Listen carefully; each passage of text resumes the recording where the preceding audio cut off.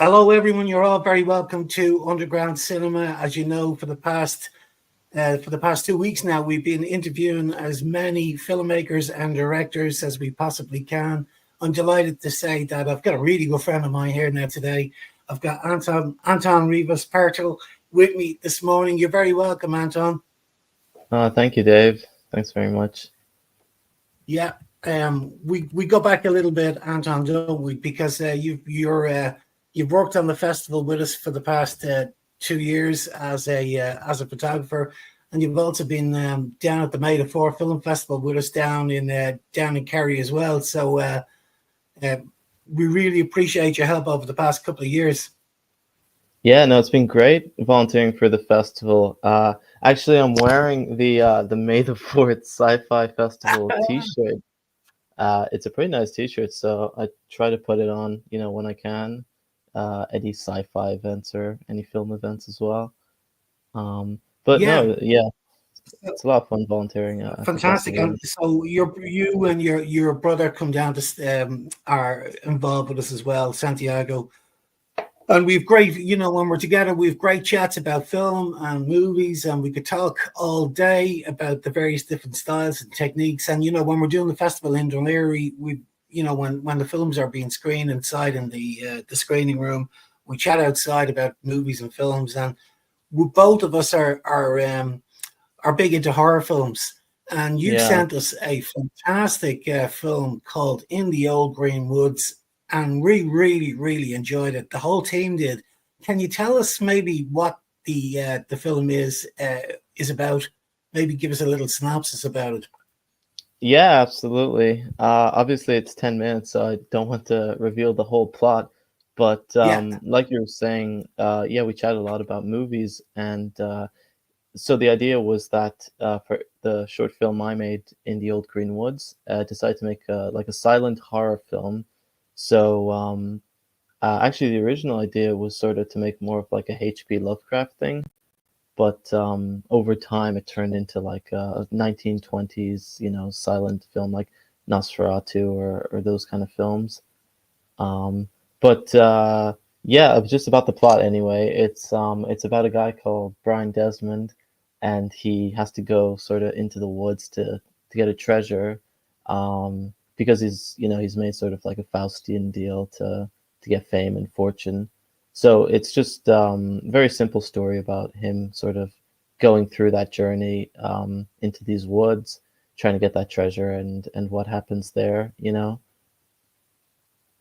yeah. So like the storyline, it's your typical 1920s German expressionism silent movie. Yeah, Yeah, you got the big shadows, the over dramatic acting. When we were casting this, we wanted to make sure that the faces is such a key thing, right? For like a silent film especially. So we were looking for people whose faces really stood out.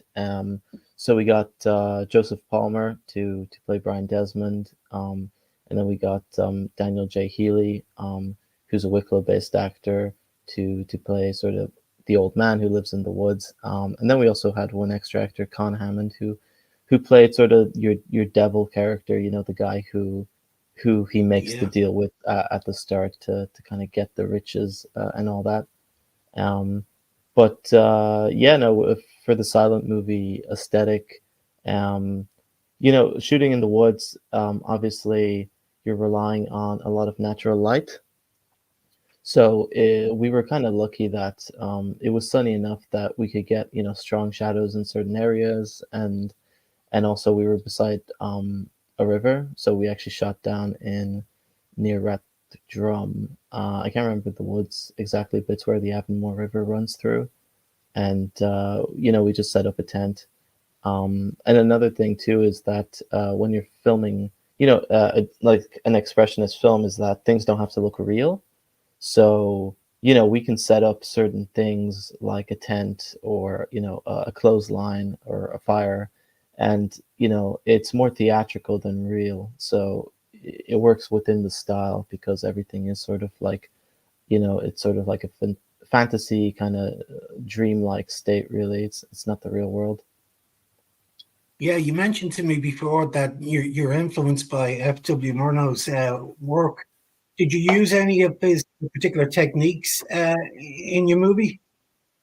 Yeah, well, I mean, the main rule when you're making a silent film from the 1920s, most of the time is just don't move the camera because, it's like they hadn't figured it out that you could move the camera yet. So most of the shots are just static, I was actually watching another F. Murnau film last week when I hadn't seen called, I think it was called The Last Laugh. I really hope I'm not forgetting the title there, but apparently I didn't realize this until after I watched it. But it was like the first film ever that invented the idea of the camera moving, which is crazy to think about. Like there had to be a film where someone actually invented the idea of moving the camera, and until Yeah, then, they didn't think about it. Maybe because it was just the idea was so revolutionary somehow. But that was a great film too. But generally, F. Murnau's made some really good films. Obviously, he made the Faust movie, which was an influence. So the thing when we were watching that as well, like the first time we watched it, we weren't trying to nitpick it. We were just trying to actually enjoy the film. But even then, like you can kind of know, so, okay, well, keep everything like very well framed. Don't move the camera around. I think there's like one shot maybe in that entire film when the camera moves, and it's I think it's when he throws the Bible into a fire or something.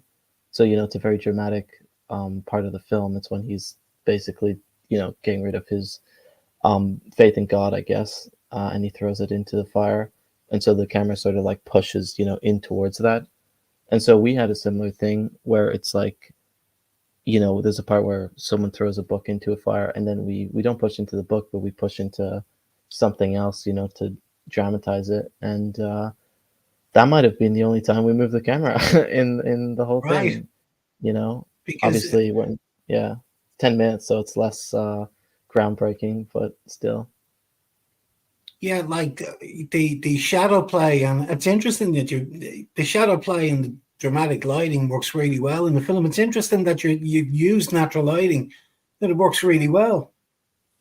Yeah, we did have we had two LED panels, so we could use those for certain things, but that was generally, like but let's say like if we're pretending it's nighttime, so like how do you make nighttime and daytime look different apart from, we used a green filter, which is what they did in Nosferatu, but there's other things that you do as well, like when it's nighttime your shadows are even stronger than during the day, and so you throw in those LED panels to maybe heighten certain things, um, so like usually we're not blasting it from behind, we're just blasting it from the front Yeah, onto Joseph's face or whatever. And that coupled with the makeup done by Roisin Murphy, you know, gives it that really old kind of horror vibe to it. So that helps a lot.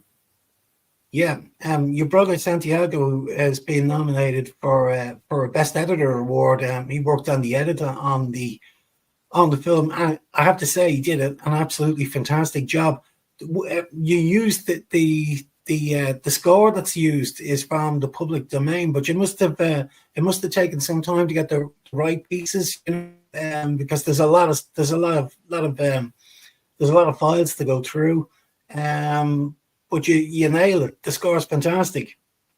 Yeah, great. Thank you. Really, I should be thanking Liam Prentamars since so Santi did the editing, he got a picture locked and he threw in certain musical pieces into it. But for the proper like sound mix, our friend Liam, who he's like a sound engineer by trade, so he's very used to getting a very professional mix in there. And we've worked with him on all our short films, so he really like found a way to splice these different pieces together. And there's certain points where because with a sound film you don't usually have sound effects, obviously you don't dialogue, but you don't even have sound effects unless it's like maybe once or twice in the whole thing. And what they do instead to compensate is they'll have the music play a certain thing that is the sound effect, if you know what I mean. Yeah, So like there's a point in this where there's, um, the main character Brian Desmond, he's creeping along and his foot hits a branch and breaks the branch, and you can't have the sound of that breaking, but you can have the music do like a, like a sting, and that Yeah. matches it. So just all that stuff, yeah, absolutely. That gives it that heightened sense, that you want the audience to feel certain things at certain points. Uh, and obviously, there's no sound effects, there's no dialogue, so the music is really also 50% of the film, I think. Yeah, it's crucial because it creates the mood and maintains the flow of the film, and it also helps to stay true to the silent horror genre. Yeah, and it's interesting also because you can see how like horror music has changed, I guess. Obviously it was way more orchestral. Everything was way more orchestral back at the start, you know, probably because that's what they did. They had a live orchestra play it. And then over time you can see how horror changes and sometimes borrows from like very old films. And there might be stuff that you hear in Nosferatu or Faust that you think, I've heard this before somewhere else, but it's been modified, in a more recent setting. And I'm definitely interested to see if the new Nosferatu film is going to be, borrowing shots and stuff. Because I think I already saw like a shot from the trailer that looked like it was from the original Faust, where it's like a hand, like a shadow of a hand kind of goes over an entire city or something, which is obviously Yeah, like very, very kind of like those old movies. myself and Paul Ward, who's the assistant festival director. You've met him before. We went down to see. We went down to Wexford. The Spiegel tent was on down in Wexford. It's right along the quays down in Wexford where all the fishing boats come in. It's around Halloween every year. And a couple of years back, we went down on a really rainy night to see a restoration of Phantom of the Opera, Lon Chaney's Phantom of the Opera. The print Oh, was very okay. badly damaged. The original print was really badly damaged, but they did a major restoration on the job, and they advertised it that it was the screening of the restored version of Phantom of the Opera along with an orchestra. So we said, God, we gotta get down to that. And Yeah. when we went down to see the Spiegel tent, it's like a real sort of burlesque tent. It's a great atmosphere in it. And when we went in, the chairs were all sort of wooden chairs, which was really really cool. The cinema screen wasn't huge, but it was big enough on the stage, and the orchestra was a violinist and a piano player, Oh, that's and cool. that's all it was. But they played the score, this new score, right the way through that restored version of the film, and it was absolutely fantastic. They really nailed it. It was so good to listen to a live violin player, piano player with a new print of Yeah. a classic. I love it. It was great. Yeah. I was I like a while back, but I read Michael Powell's book on filmmaking, and he made the Red Shoes and Black Narcissus, and he was talking about how like apparently they forgot that there used to be music in silent films, and so for like I don't know, like 30 years or something, they would play silent films and they would restore it, and they'd be like, here it is, but they just forgot to put music, so everyone was just watching it without anything and trying to enjoy Wow. it. It's just a really funny idea that they were all forcing themselves to enjoy this thing with absolutely no music either. The edit must have been. I'd say that the edit on this was actually very rewarding. There's an awful lot of work gone into this edit. You can see it. There's techniques like jump frames and that really creates that eerie atmosphere. Obviously, the film crackles quite a lot. And were you long working in the edit process with Santiago? Yeah, well, I mean, we filmed it for 3 days, right? So definitely the majority of the whole thing came into the edit. I mean, it was probably months of editing it, which seems ridiculous when you think about it for 10 minutes. But like you said, there's all these little things you're trying to add to polish it up to make it look like an old thing. And like I remember when we were filming it, we shot it digitally in color, and you have like the little filter on the camera so you can kind of see what you think it'll look like in black and white. And that was our reference when we were shooting on the day. Um, and then when we got down into the editing, Santi, like you said, he started to, before we added, before we started to do all that stuff, we just put it all together, and we could notice that there are certain things we hadn't shot, we needed to shoot, so we went out. Pretty much everything you see with feet is Santi wearing those shoes, walking around, because it just couldn't get on the day.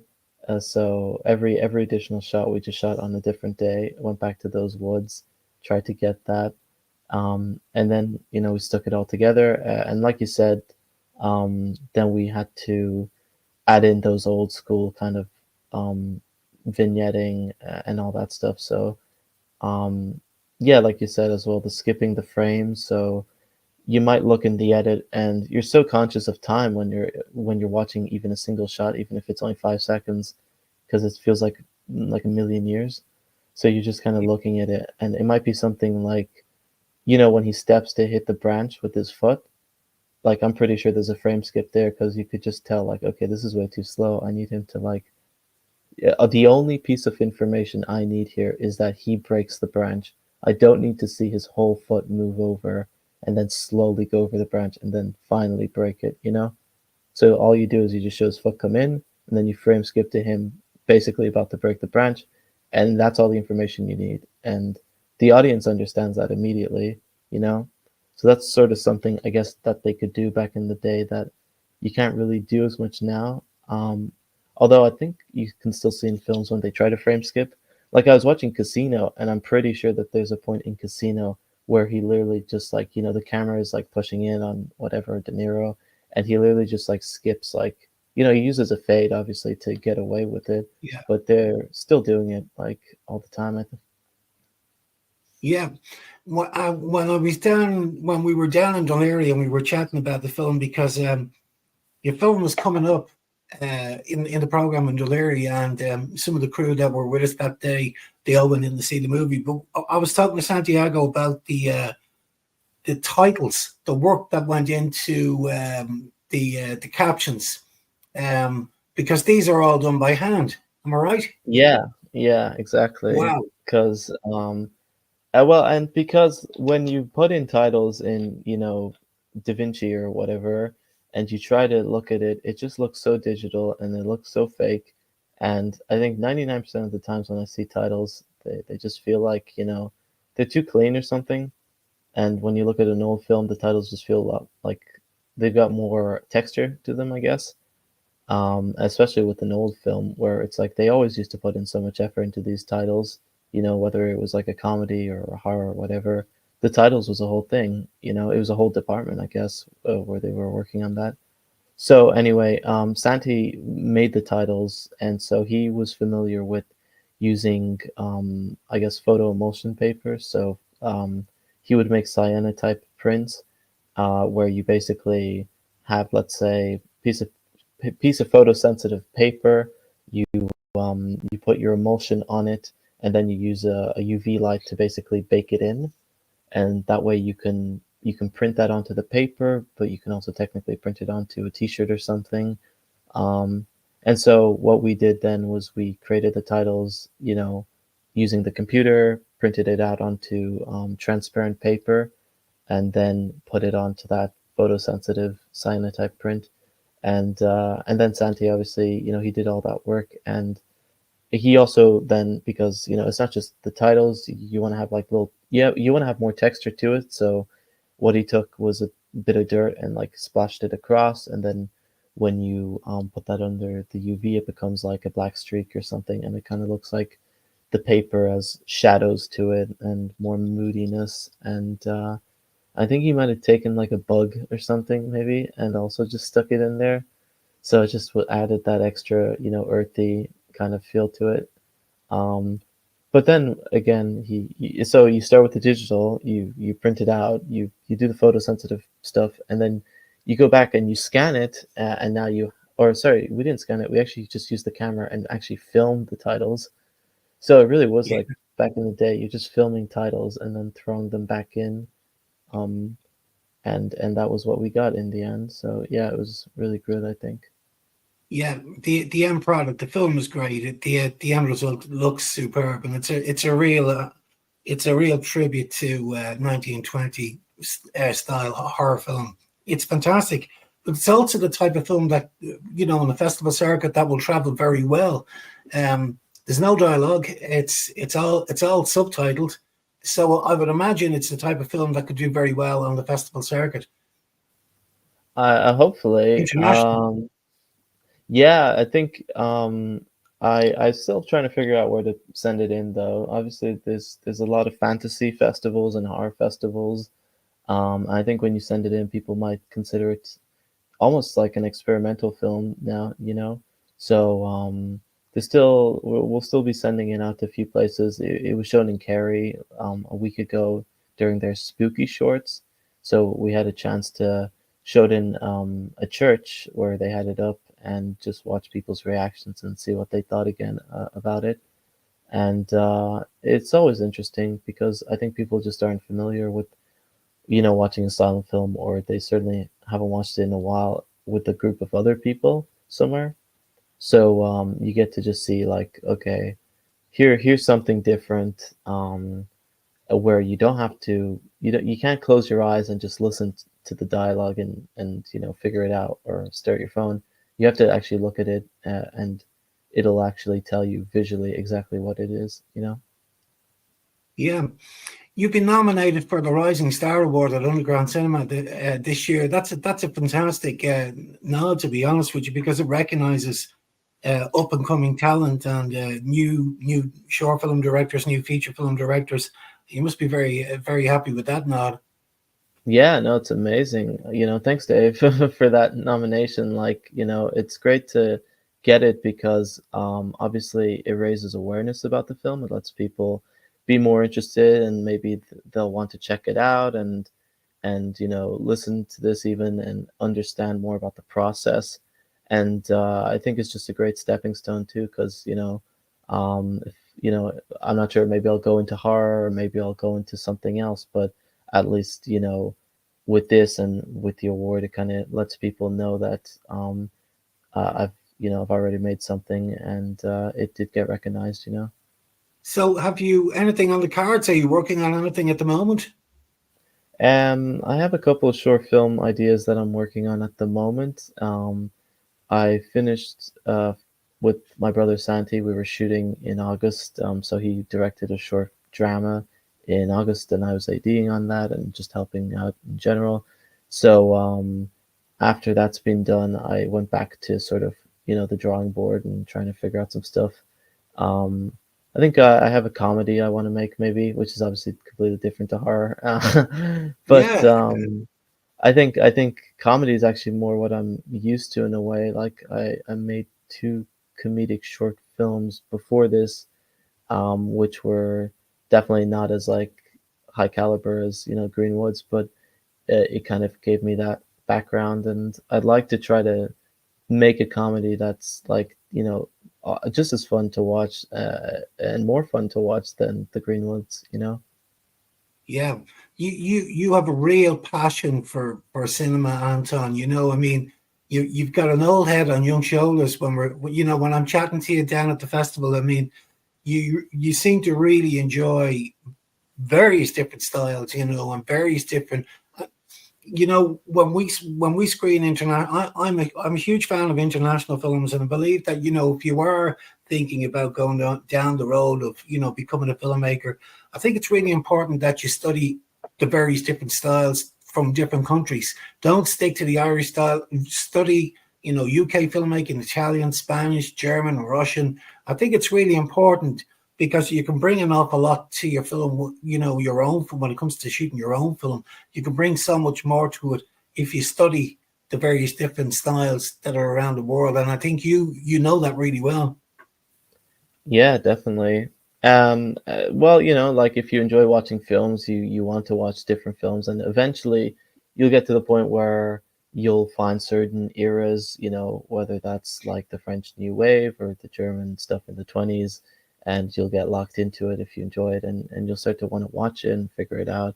And I think that's, like you said, it's a great way to figure out different approaches to filmmaking that you didn't realize you could do. Um, and also, if you're trying to make low budget stuff, maybe you'll spot something that is pretty low budget that is in an iconic film from those days, that you could incorporate and put into your own work. So you're really doing yourself a disservice if you don't watch films. It's like if you didn't read books and you want to be an author or something. I think it's. I mean, I know Orson Welles has a video on YouTube where he basically goes against the idea of watching films for some reason. But I think generally people should watch as much as they can, and hopefully they'll enjoy it too. Fantastic. Well, look, Anton, we're going to wrap it up now. Listen, thank you so much for joining me this morning for a quick chat about your film, and congratulations for both yourself and Santi and yourself for the nominations that you've received for the film. And we wish you all the very best of luck, and we look forward to seeing what's next on the cards. That's great, Dave. Thanks so much for the nomination, and I'll be happy to see how the film goes. Cool. Well, we look forward to seeing you soon. I know you're away in Italy during the awards, but Oh yeah. we'll be announcing everything online after the awards, so you'll find out, and hopefully we'll see you down in maybe Kerry next year, or Oh, back on May the 4th absolutely. again. Yeah, definitely, Dave. Okay. Thanks, Anton. Take care. All right, you too, Dave. Take care.